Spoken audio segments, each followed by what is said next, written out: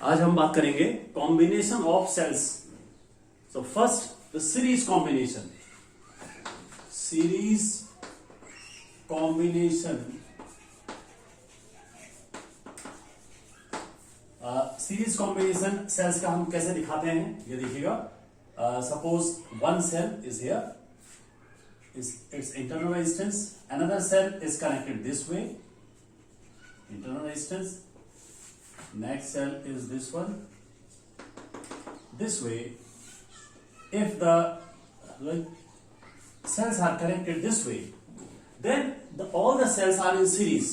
Means when the negative terminal of one cell is connected to the positive terminal of another cell, then the cells are in series, right? Suppose, for example, the EMF of each cell is E, right? EMF of each cell is E and internal resistance is small r, right? Each cell has EMF E and internal resistance R. हालांकि ये जरूरी नहीं है कि सबका EMF same हो, different भी हो सकता है। हमने यहां पर मान लीजिए सेम ले लिया and we want to find the equivalent cell, यानी कि इन सेल को अगर हटा दिया जाए सर्किट से और इसके बजाय एक सेल कनेक्ट किया जाए और उसका इफेक्ट वही हो सर्किट में जो इन सभी का है, then that cell will be called as equivalent cell and the EMF will be called equivalent EMF of these cells, right? इसको पता करने के लिए काम करते हैं बच्चों, एक सर्किट में कनेक्ट कर देता हूं, कंप्लीट कर देता हूं। एक रेजिस्टेंस मैंने कनेक्ट कर दिया, एक एक्सटर्नल रेजिस्टेंस कनेक्ट कर दिया सर्किट में इस तरीके। Suppose external resistance is R, right? Now अब सबसे पहले आप ये देखिएगा कि करंट कैसे फ्लो करेगी सर्किट में। करंट हमेशा फ्लो करती है पॉजिटिव से नेगेटिव, यानी कि यहां से यहां को करंट फ्लो करेगी, राइट? करंट का डायरेक्शन ये होगा। तो हम एक काम करते हैं कि करंट के डायरेक्शन में अगर हम चल के देखें, करंट के डायरेक्शन में चले तो यहां देखिए करंट का डायरेक्शन ये है। हम कैसे सेल पे कैसे आ रहे हैं, पहले निगेटिव फिर पॉजिटिव पढ़ रहा है। तो इस अगर निगेटिव पहले पढ़ रहा है फिर पॉजिटिव पढ़ रहा है उस डायरेक्शन में जो हमने चूज किया हुआ है, then EMF will be taken as positive, right?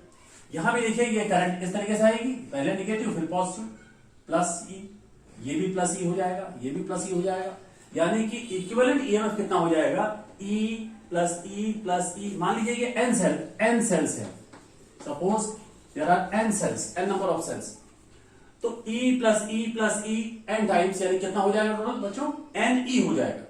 Equivalent EMF कितना हो जाएगा, अगर मैं इसका इक्विवेलेंट बनाऊं तो इक्विवेलेंट ईएमएफ हो जाएगा एन ई। इन सभी का इक्विवेलेंट ईएमएफ हो जाएगा एन ई। इस तरीके से निकालेंगे इक्विवेलेंट ईएमएफ। अच्छा, इंटरनल रेजिस्टेंस कितना हो जाएगा, ये इक्विवेलेंट निकालने का तरीका तो हो गया बच्चों, राइट? जहां तक सवाल है इंटरनल रेजिस्टेंस का, कितने रेजिस्टेंस है टोटल, एन रेजिस्टेंस है, हर एक आर ओम का है और सीरीज में आपको पता है कि हम ऐड करते हैं R plus R dot dot dot N times. कितना हो जाएगा बच्चों, एन आर हो जाएगा। तो टोटल रेजिस्टेंस कितना हो जाएगा इसका, एन आर। इक्विवेलेंट रेजिस्टेंस हो जाएगा एन आर। और ये जो है रेजिस्टेंस हमने ऐसे दिखा दिया, ये कैपिटल आर हो गया, राइट? इस तरीके से हम सीरीज में इक्विवेलेंट ईएमएफ निकालते हैं। क्या करेंगे फिर मैं बता रहा हूं आपको, आप एक डायरेक्शन चूज कीजिएगा, मेनली आप डायरेक्शन चूज कीजिए करंट के डायरेक्शन में, जिधर करंट फ्लो कर रही है उसके डायरेक्शन में आप चल के देखिए, और अगर चल रहे हैं और पहले निगेटिव फिर पॉजिटिव पड़ रहा है, then EMF will be taken as positive, otherwise will take negative, right? तो यहां पर चूंकि सीरीज में है तो सभी में plus E plus E plus E, तो ये एन ई हो जाए, और इंटरनल हमने ऐसे निकाल लिया। अब एक बात और कर लेते हैं जब हम बात कर रहे हैं सीरीज कॉम्बिनेशन में, कि सीरीज कॉम्बिनेशन में करंट की बात करें, suppose I is the current, यहां दिखा देते हैं आई इज द करंट। तो आई का फॉर्मूला क्या होता है बच्चों, आई का फॉर्मूला आपको पता है, मैंने बताया था कि सर्किट में net EMF upon total resistance, net EMF upon total resistance क्या हो जाएगा, यहां पे अप्लाई करते हैं। नेट ईएमएफ कितना है, एन ई, यहां से भी कह सकते हैं और यहां से भी कह सकते हैं directly. Total resistance will be R plus n r, क्योंकि ये सीरीज में हो जाएगी, right? Now in this case you see that if R is much greater than NR, then I will be equal to क्या हो जाएगा, Ne/R। Small n को मैंने छोड़ दिया, नेग्लेक्ट कर दिया। And this will be the maximum current. In this case, the current will be maximum. It means that when the cells are connected in series, then maximum current will be obtained in the case when the external resistance is much greater than the internal resistance of the cells. अगर series में है cells, external resistance internal resistance से काफी ज्यादा है, उस वक्त पर मैक्सिमम करंट ऑब्टेन होगी। ये आप याद रखेंगे, राइट? इस पॉइंट को आप ध्यान रखेंगे, याद रखेंगे। तो ये इस तरीके से हम सीरीज कॉम्बिनेशन में बात करते हैं कि इक्विवेलेंट कैसे हम निकाल रहे हैं सेल्स का।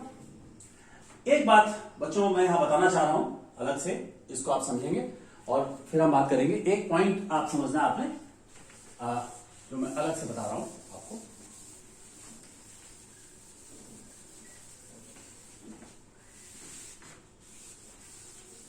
कि अगर सेल्स इस तरीके से कनेक्टेड नहीं है, पैरेलल भी नहीं है, और आपको अगर नेट ईएमएफ निकालना, एक एग्जांपल से मैं लेकर बता रहा हूं, अलग से इस पॉइंट को बता रहा हूं, आप देखिएगा अलग से एक पॉइंट बता रहा हूं स्टार में। सपोज कीजिए कि कहीं पर सेल इस तरीके से कनेक्टेड है, एक सेल ये है और एक सेल ये कनेक्टेड है, इस तरीके से सेल्स कनेक्टेड है मान लीजिए।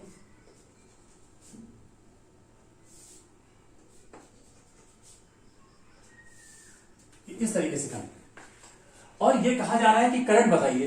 हर एक का ईएमएफ दिया हुआ है। सपोज कीजिए इसका ईएमएफ है 2 वोल्ट, इसका ईएमएफ है 3 वोल्ट, इसका है 5 वोल्ट, इसका है 3 वोल्ट। मान लीजिए ये ईएमएफ दिया हुआ है। इंटरनल रेजिस्टेंस दे रखे हैं, सपोज कीजिए 1 ओम, 2 ओम, 3 ओम, 4 ओम, और आपको करंट निकालनी है। राइट, सर्किट में करंट निकालनी है। तो क्या करेंगे हम, ध्यान दीजिएगा। यहां पर सबसे पहले ये देखना पड़ेगा, देखिए अगर हम इस बैटरी के हिसाब से चलते हैं तो करंट इस डायरेक्शन में होनी चाहिए। अगर हम इस बैटरी के हिसाब से देखते हैं तो करंट इस डायरेक्शन में होनी चाहिए, राइट। इसके हिसाब से अगर देखें तो पॉजिटिव नेगेटिव इधर करंट। तो ये देखना पड़ेगा कि किसका इफेक्ट ज्यादा है, किसका ईएमएफ ज्यादा है सेल का। देखिए बच्चों, ये जो दो सेल है इनका ईएमएफ ज्यादा है, राइट। तो हम इसके हिसाब से चलेंगे, तो इसके हिसाब से करंट ऐसे फ्लो करेगी। डायरेक्शन एक ही होगा करंट का, ऐसा नहीं होगा कि आधे में इधर से आधे में इधर से, करंट एक ही डायरेक्शन में फ्लो करेगा। तो इनका इफेक्ट ज्यादा होने की वजह से मैंने करंट का डायरेक्शन ये ले लिया, राइट। अब हम करंट के डायरेक्शन में चल के देखेंगे, करंट अगर निकालनी है इस केस में तो I equal to net EMF. अब नेट ईएमएफ क्या लेंगे, देखिए हम यहां से चल रहे हैं ऐसे, इस तरीके से। देखिए इस बैटरी में कैसे चल रहे हैं, निगेटिव से पॉजिटिव, क्या हो जाएगा +3। इधर देखिए निगेटिव से पॉजिटिव चल रहा है, +5 करंट डायरेक्शन में चल रहे हैं। इधर कितना हो जाएगा, प्लस से निगेटिव जा रहा है, पॉजिटिव से निगेटिव जा रहा है, तो -2 हो जाएगा, ये -2 हो जाएगा, क्योंकि इधर हम चल रहे हैं तो पॉजिटिव से निगेटिव। इधर फिर हम निगेटिव से पॉजिटिव चल रहे हैं तो +3 अपॉन टोटल रेजिस्टेंस कितना हो जाएगा, 3 + 4 + 1 + 2, 3 + 4 + 1 + 2 ये। और हम इसको सोल्व कर लेंगे, राइट। जैसे ही हो जाएगा 3 5 8 8 और 3 11 11 2 9 हो गया, 9 upon 4 3 7 8 to 10, right. 9/10 ampere is the current in this case. तो यहां पर एक बात ध्यान दीजिएगा कि देखिए बच्चों, ये जो सेल्स हैं 1 2 3, राइट, ये जो है ये आपके दोनों सेल, ये दोनों सीरीज में है, राइट। और ये सेल अपोजिट में कनेक्टेड है, ये सीरीज में नहीं है इनके साथ, राइट, और ये भी सीरीज में नहीं है।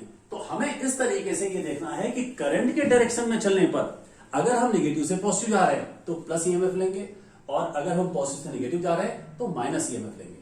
तो इस तरीके से हम सॉल्व करेंगे डायरेक्ट। अब हम बात करते हैं second, parallel combination, parallel combination of cells.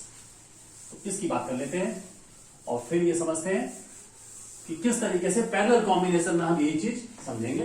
तो पैरेलल कॉम्बिनेशन की बात कर लेते हैं। Second is parallel combination, parallel combination. देखिए बच्चों, जैसा मैंने पहले बताया था, पैरेलल कॉम्बिनेशन का मतलब सभी जगह यही होता है कि सेम दो पॉइंट के बीच में सिंगल सिंगल सेल्स कनेक्टेड हो। तो ये देखिएगा यहां पर, अगर ये दो पॉइंट हैं, एक सेल इस तरीके से कनेक्टेड है इंटरनल रेजिस्टेंस का, ये ऐसे कनेक्टेड है, दूसरा सेल ऐसे कनेक्टेड है मान लीजिए ये इस तरीके से, तीसरा सेल, इसमें कई सेल्स हैं, हम इन जनरल ले रहे हैं, यहां पर कई सेल्स हैं, और ये सेल तरीके से। और मान लीजिए ये m सेल्स हैं, m कॉलम्स हैं, m सेल्स इस तरीके से कनेक्टेड है, और सपोज कीजिए हर एक का ईएमएफ E है, इंटरनल रेजिस्टेंस R, राइट, इसका भी ईएमएफ E है, इंटरनल रेजिस्टेंस R है, और इसका इक्विवेलेंट ईएमएफ हम जानना चाह रहे हैं। एक बात यहां ध्यान दीजिएगा, पैरेलल कॉम्बिनेशन में अभी आप तभी सॉल्व कर पाएंगे, इक्विवेलेंट ईएमएफ निकाल पाएंगे जब सबका ईएमएफ सेम हो। सीरीज में तो ईएमएफ डिफरेंट होता तब भी कर लेते, राइट, वहां पर E1 plus E2 plus E3 ऐसे करके आया, लेकिन यहां पर तभी सॉल्व हो सकता है जब ईएमएफ सभी का सेम हो। अगर ईएमएफ डिफरेंट होता है तो आगे चल करके किरचॉफ्स लॉ से सॉल्व होगा क्वेश्चन। यहां पर सबका ईएमएफ सेम है मान लिया। अब हम जानना चाह रहे हैं कि अगर ये सेल यहां पर मैं कनेक्ट करूं, इक्विवेलेंट मान लो ये सेल इक्विवेलेंट सेल है, तो इसका ईएमएफ कितना होगा। तो एक बात ध्यान दीजिएगा, मैं फिर यहां पे काम करता हूं, यहां पर एक रेजिस्टेंस कनेक्ट कर देता हूं जिससे कि सर्किट ये कंप्लीट हो जाए। एक एक्सटर्नल रेजिस्टेंस मैंने कनेक्ट कर दिया, सपोज कैपिटल R। सबसे पहली बात यहां पर यह है कि चूंकि सारे सेल्स पैरेलल में कनेक्टेड है और सबका ईएमएफ सेम है, तो जो इक्विवेलेंट होगा उसका ईएमएफ भी वही होगा, E ही होगा। अब बात करते हैं इंटरनल रेजिस्टेंस की। देखिए R R R ये टोटल M सेल्स हैं, ये सब पैरेलल में कनेक्टेड है, राइट, और आपको इक्विवेलेंट निकालना है। तो जैसा हम बता चुके हैं, यहां पे जाते क्या हो जाएगा, ये हो जाएगा R/M, क्योंकि पैरेलल में है। अगर रेजिस्टेंस हर एक R ओम का है और पैरेलल में कनेक्टेड है, M सेल्स हैं, तो R/M हो जाएगा। कैसे, अगर नहीं समझ में आ रही बात तो मैं ऐसे बता देता हूं, यहां पे ऐसे कर लेंगे 1/R, 1/R dash equal to कर लेते हैं 1/R plus 1/R plus dot dot dot M times कितना हो जाएगा, ये हो जाएगा M/R। तो R डैश इक्वल टू क्या हो जाएगा, R/M।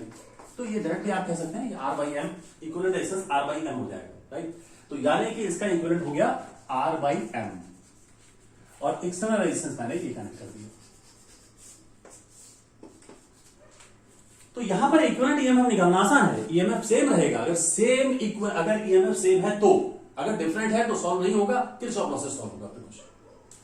यहां पर हम जानना चाह रहे थे कि करंट कब मैक्सिमम होगी, ये निकालना चाह रहे हैं, जैसे सीरीज में निकाला था। तो यहां देखिए ये I करंट है मान लीजिए, या यहां पे कह सकते हैं कि I करंट उधर जा रही है। तो I इक्वल टू क्या होता है बच्चों, net EMF upon total resistance, right. Apply कर देते हैं, नेट ईएमएफ कितना है, कैपिटल E, राइट, और टोटल रेजिस्टेंस सीरीज में हो जाएगा R प्लस R/M, राइट। अब इस कंडीशन में देखिए कि if R is very very less than small R/M, then I कितना हो जाएगा, देखिए देन I विल बी, इसको छोड़ दीजिए आप, तो हो जाएगा ME/R, M ऊपर चला जाएगा। This will the maximum current, means when the cells are connected in parallel then the current will be maximum when the external resistance is less than the internal resistance of the cells, right। ये भी यानी कि दो condition हो गई, if external resistance is much greater than the internal resistance of the cells then they must be connected in series to obtain the maximum current। if the cells are connected in parallel then current will be maximum when external resistance is very less than internal resistance of the cells। तो ये बच्चों हमने बात कर ली parallel combination की, right. और अब हम बात करेंगे mixed combination of cells, mixed combination of cells. ये तीसरी कंडीशन है जो हमने डिस्कस करनी है, मिक्स्ड कॉम्बिनेशन ऑफ सेल्स।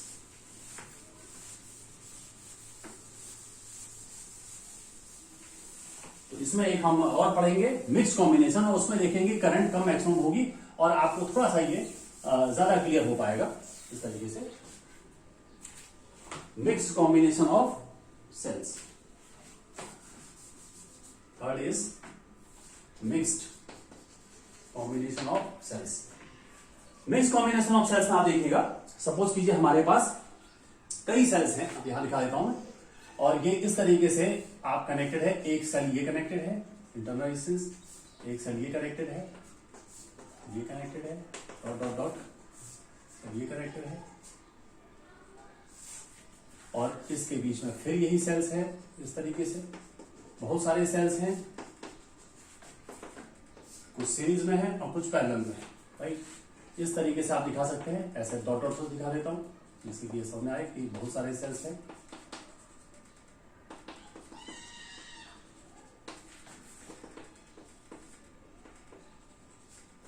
ये है और